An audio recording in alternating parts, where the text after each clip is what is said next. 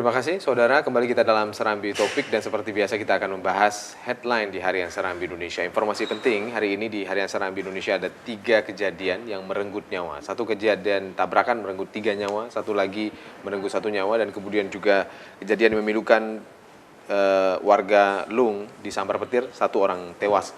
Anda bisa baca Harian Serambi Indonesia hari ini. Saat sekarang alhamdulillah saya sudah bersama Wakil Redaktur Pelaksana Harian Serambi Indonesia. Beliau juga Koordinator Liputan Harian Serambi Indonesia, Bung Zainal Arifin M. Nur. Selamat sore Bung Zainal. Selamat sore. Apa kabar? Alhamdulillah baik. Terima kasih sudah hadir. Langsung saja hari ini kita mengangkat informasi terkait dengan kecelakaan yang terjadi di Lok Sumawe. Ini terkait dengan tabrakan beruntun yang menewaskan 3 orang. Dan kemudian juga informasi terpisah juga ada kejadian hampir serupa, kejadian tabrakan, tapi kali ini tabrakan antar motor, 1 orang tewas dan kemudian juga ada 3 warga Lung yang disambar petir, 1 orang tewas. Tapi kita kemudian memilih informasi tabrakan yang menewaskan 3 orang ini. Apa yang melatar belakangi kita mengangkat ini menjadi headline di Harian Serambi Indonesia, Bung Zainal? Ya, Bung Dosi ya. Ini ada artinya kemarin kita cukup miris ya, prihatin sekaligus ada 5 nyawa melayang ya kemarin. Yang kecelakaan di Aceh Timur memang terjadi sudah 2 hari yang lalu, tapi baru kita dapatkan datanya juga. Tapi yang ini, yang kejadian di Muara Batu ini di Aceh Utara ya, ini yang cukup menyedihkan memang dan cukup tragis. Karena ini dramatis juga dibilang di sini ya. Kemudian pada malamnya kita dapat lagi bahwa ada orang yang disambar petir. Jadi dari warga Lung kita dapat. Ini juga cukup menyedihkan memang ya.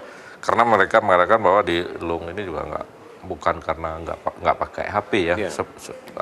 Biasanya kan karena ada ininya HP, tapi nggak tahu ini kenapa juga. Kemudian kita sepakat untuk mengangkat yang 3 tewas ini. Ya, beruntun setelah kita pelajari kronologis kejadian, kalau menurut polisi sih mereka ini berboncengan 3 ya. Remaja, ini karena melibatkan remaja 3-3-nya. Dan ini harus menjadi pelajaran betul nih, untuk ya, untuk para orang tua supaya tidak sembarangan juga ya melepaskan sepeda motor kepada anak-anaknya yang masih remaja. Karena biasa panas ya. Ya kita merasakan bagaimana waktu remaja juga. Kalau nggak dibelikan sepeda motor, kita hancurkan apapun yang ada. Tapi beruntunglah kalau orang tua memang akhirnya bisa menjaga ya Bung Lucia, tetap bisa bertahan bahwa ini memang dia belum pantas untuk naik sepeda motor gitu itu. Apalagi kalau misalnya SIM-nya juga belum ada. Dan ini satu fenomena juga ya Bung. Iya. Tapi sebelum kita ngobrol ke arah pesan yang ingin disampaikan kepada pembaca, sebenarnya kronologis akhirnya menewaskan 3 orang pengendara ini bagaimana sih Bung? Iya, karena mereka pertama melewati, kita nggak tahu ya apakah kecepatannya sangat tinggi, kecepatan tinggi. Tapi yang pasti di sini ada grafisnya ya di Harian Serambi. Ya lengkap ya dihadirkan. Yang mereka melewati dari belakang itu melewati sepeda motor Vario ya dari arah kiri. Ya. Kemudian mereka ke arah kanan, langsung berbalik arah ke arah kanan melewati Avanza. Jadi kemungkinan ini cukup tinggi ya. Kecepatannya cukup tinggi karena melewati kiri, zigzag dia ke kanan ya tiba-tiba di depan kan ada tronton. Pertama adalah mereka berboncengan 3, kemudian menyelip kendaraan lain di depannya dari arah kiri ya. Kemudian zigzag lagi kanan, ya. Untuk melewati kendaraan berikutnya seperti itu, baru kemudian terjadi tabrakan yang menewaskan 3 orang tersebut. Dan ini memang sering kita kadang-kadang perilaku berkendara seperti ini sering terjadi. Sering kita lihat ya, khususnya anak remaja lah, karena memang kita sering kalau misalnya kita bermobil, kita naik mobil, itu akan pasti siapapun biasa akan merasakan pengalaman-pengalaman seperti ini. Tiba-tiba kok ada yang mau motong. Bahkan yang bawa mobil ini juga pengemudi mobil kadang terkaget, tiba-tiba kok ada sepeda motor yang melaju cukup kencang di sampingnya, kadang-kadang di samping kiri. Iya, samping kiri lebih kaget lagi seperti itu ya. Lagi di samping kiri tiba-tiba kan lewat dia zigzag ke kanan lagi. Wow. Jadi ini kemudian Ya kita mau gimana ya, bahwa kemudian ketika mengemudi mobil, ketika terkaget seperti ini kan keluar sumpah serapah, doa yang tidak baik juga ya Bung Dosi. Ya, dan mungkin dikabulkan gitu ya, Bu. Baik, untuk kejadian yang menewaskan satu orang di tempat yang berbeda, ini bagaimana informasi yang kita terima, Bung Zainal? Ya kalau yang ini memang kejadiannya juga kejadian seperti biasa, kecelakaan biasa ya. Dia juga meninggal dalam perjalanan ke rumah sakit di Banda Dalam Aceh. perjalanan ya? Iya, meninggal dalam perjalanan. Dan memang ini tidak setragis yang tadi, juga orangnya juga sudah usia pemuda ya. Walaupun memang belum dewasa, tapi juga usianya sudah dianggap pemuda, udah 20 tahun ya. Bung Dosi. Baik. Nah, menarik ini ketika kita menghadirkan, selain kita memberikan informasi kepada para pembaca, kita juga ingin menyampaikan pesan bahwa ada budaya berlalu lintas yang harus dihidupkan dalam kehidupan kita sehari-hari. Pesan apa sebenarnya yang ingin disampaikan dari kejadian tragis seperti ini, Bung Zainal?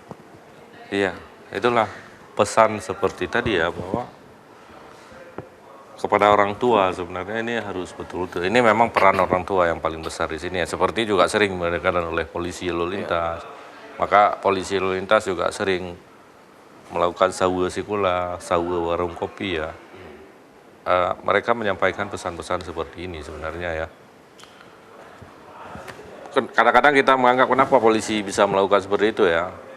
Tapi inilah salah satunya ya seperti ini. Kalau mereka, apalagi kalau mereka ini disebut-sebut tidak memakai helm, berboncengan 3 tidak memakai helm, kemudian zigzag, kita tidak mengatakan ugal-ugalan, belum tentu ya, tapi sudah fakta. Tapi perilaku zigzag dengan mengambil arah kiri dan segala macam itu bisa dikatakan ugal-ugalan juga di jalan raya. Ini juga sudah sangat mengkhawatirkan.